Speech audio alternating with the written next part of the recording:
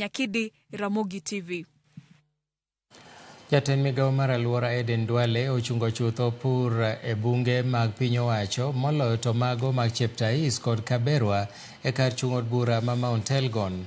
Koloso, Duale nolero ni rito alwora nigi ber mathoth kendo kwayo jopiny mapuro e bungego eko kod mago makwa jamni mondo dar mapiyo kapok piny owacho okawnegi ondamo mager mar chik.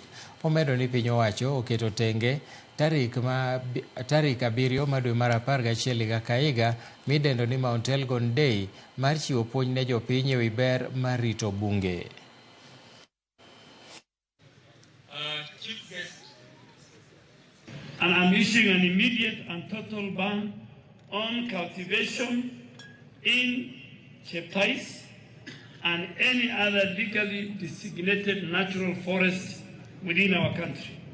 These ecosystems must be safeguarded to maintain their ecological integrity and biodiversity.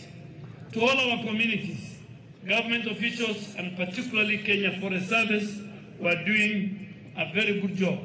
Here these actions that compromise the integrity of Mount Elgon or any of our natural forests will not be tolerated.